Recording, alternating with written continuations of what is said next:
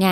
ฉันชื่อเอเวอรีนฉันเคยเป็นเด็กธรรมดาและคิดว่าชีวิตตัวเองปกติบางทีอาจจะอยู่ในขั้นน่าเบื่อด้วยซ้ำสิ่งเดียวที่ทำให้ฉันผิดแปลกออกมานั่นคือข้อเท็จจริงที่ว่าฉันเป็นเด็กผู้หญิงคนเดียวในจำนวนพี่น้อง5 คนฉันมีน้องชาย4 คนแต่ไม่นานมานี้ทุกอย่างก็เปลี่ยนไปมากเสียจนฉันรู้สึกเหมือนตัวเองอยู่ในซีรีส์ทางทีวีที่เต็มไปด้วยเรื่องดราม่าและความซับซ้อนงานใหม่ของพ่อฉันเป็นสิ่งที่ทำให้วงจรของเหตุการณ์ที่เปลี่ยนแปลงชีวิตนี้เกิดขึ้นคืนหนึ่งเขากลับมาจากที่ทำงานและบอกว่าเราจะต้องขายบ้านแล้วย้ายไปรัฐอื่นเขาพูดแบบนั้นด้วยยังไงดีล่ะเสียงถอนหายใจเฮือกใหญ่และมีความกลัดกลุ้มปรากฏบนใบหน้าดังนั้นทุกคนเลยคิดว่าต้องเป็นข่าวร้ายแน่ตอนนั้นแม่กำลังตั้งโต๊ะอาหารอยู่ยังทำจานตกลงพื้นเลยแต่ปรากฏว่าพ่อเป็นนักแสดงที่แย่มากทันใดนั้นเขาก็ยิ้มกว้างออกมาอย่างมีความสุขและบอกว่าอีกไม่นานเราจะกลายเป็นครอบครัวที่ร่ำรวยมาก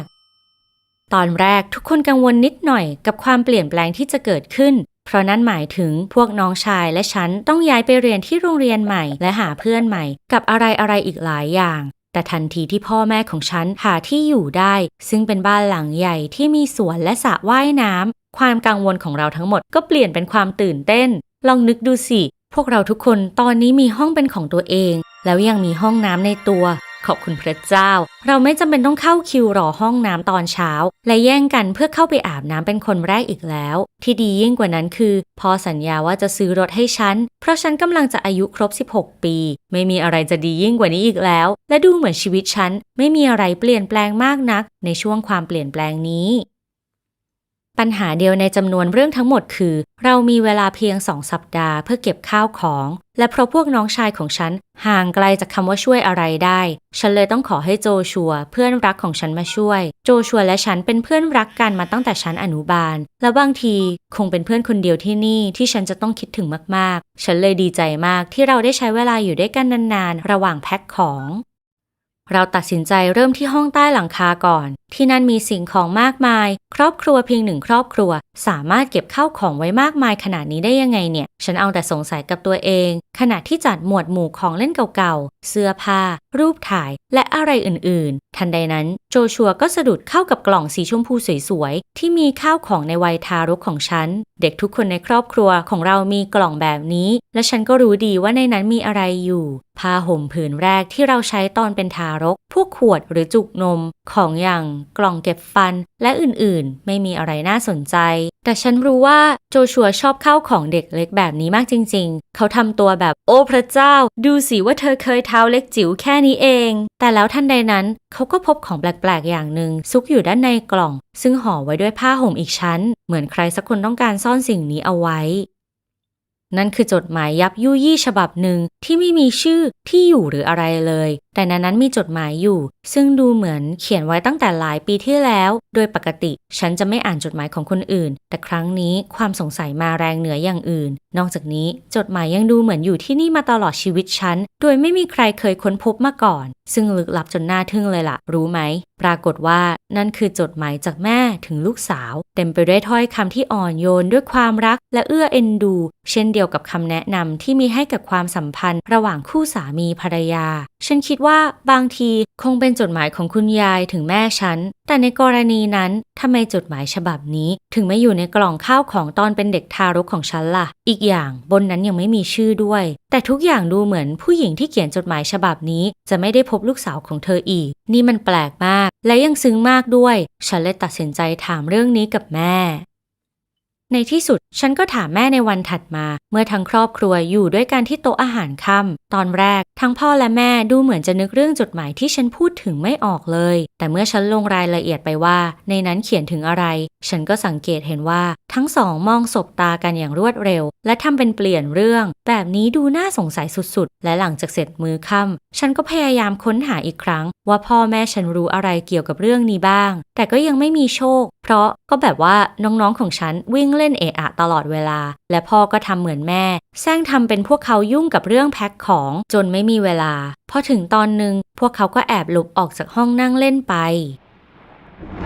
ความลึกลับที่รายล้อมจดหมายฉบับนั้นทำให้ฉันตื่นตัวขึ้นมา อย่างไรก็ตามฉันไม่สามารถทำให้พ่อแม่ฉันหยุดและพูดคุยเกี่ยวกับเรื่องนี้ได้ในอีกหลายวันถัดมาโจชัวและฉันจึงทำตัวเหมือนเชอร์ล็อกกับวัตสันตั้งสมมติฐานและคิดจากมุมต่างๆดูว่าจดหมายฉบับนั้นอาจจะส่งมาจากที่ไหนได้บ้างและในที่สุดเราก็มาถึงจุดที่เรานึกไม่ออกเลยสักนิดว่านี่มันเรื่องอะไรและคิดว่าจดหมายฉบับนี้อาจเขียนโดยผู้หญิงลึกลับคนหนึ่งที่เคยอยู่อาศัยในบ้านของเราเมื่อนานมาแล้วและอาจสูญเสียลูกสาวของเธอไปและทิ้งจดหมายไว้ในจุดที่เธอเสียชีวิตในที่สุดฉันก็ตัดสินใจได้ว่าต้องมีใครสักคนทำให้เรื่องนี้สมเหตุสมผลเสียทีและขอให้พ่อแม่ฉันสารภาพความจริงให้ฟัง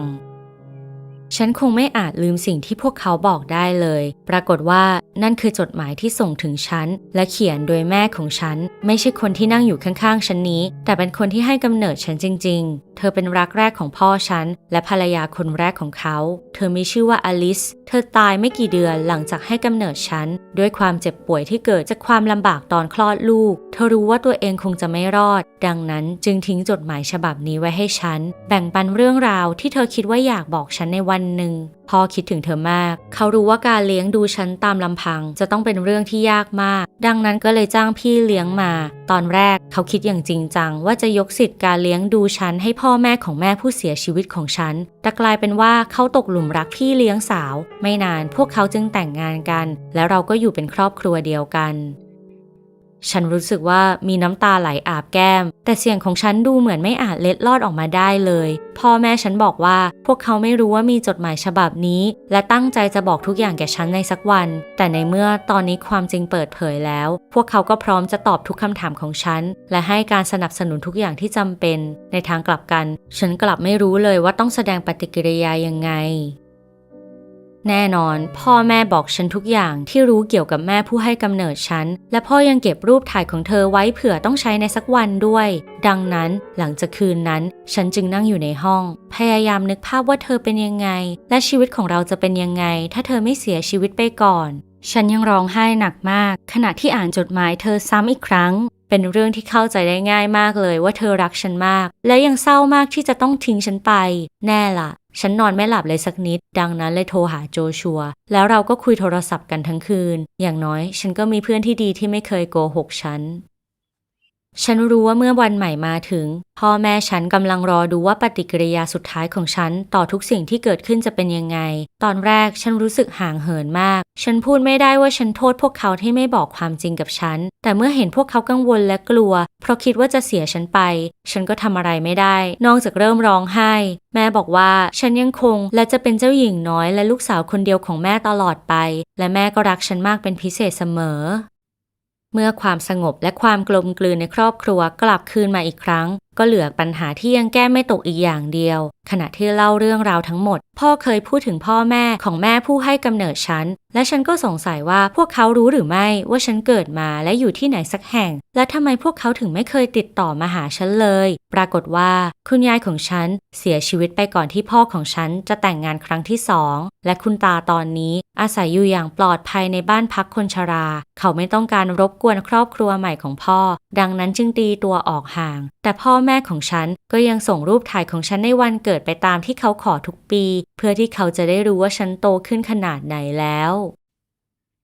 การคิดว่ายังมีคุณตาอยู่ที่ไหนสักแห่งทำให้ฉันรู้สึกเหมือนถูกฉีกเป็นชิ้นๆฉันหมายถึงแน่ล่ะฉันไม่อาจพูดได้ว่าไงคะคุณตากับคนแปลกหน้าที่ฉันไม่เคยพบเจอในชีวิตเขาอาจไม่อยากเจอฉันจริงๆด้วยซ้ำฉันก็ไม่อยากทำร้ายความรู้สึกใครเหมือนกันรู้ไหม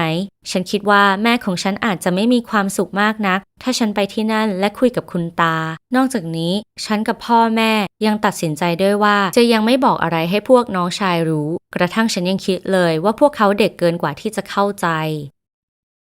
โจชัวเป็นคนเดียวที่รู้ความรู้สึกจริงๆทุกอย่างของฉันเขายังตื่นเต้นกับเรื่องราวทั้งหมดมากลองคิดดูว่าถ้าเขาไม่พบจดหมายในวันนั้นฉันก็คงไม่รู้อะไรเลยและวันหนึ่งเขาก็กระตุ้นฉันด้วยความมุ่งมั่นโจชัวบอกว่าอย่างน้อยที่สุดถ้าฉันไม่ไปพบคุณตาซึ่งคงจะอายุมากแล้วเขาอาจจะตายเมื่อไหร่ก็ได้และโจชัวรู้ดีว่าฉันจะเสียใจมากที่ไม่ได้พบเขาไปตลอดชีวิตที่เหลืออยู่ฉันรู้ว่านี่เป็นความจริงและวันต่อมาซึ่งเป็นวันสุดท้ายของเราที่จะอยู่ในเมืองเก่าโจชัวและฉันจึงไปที่บ้านพักคนชราเพื่อพบคุณตาโดยสายเลือดของฉัน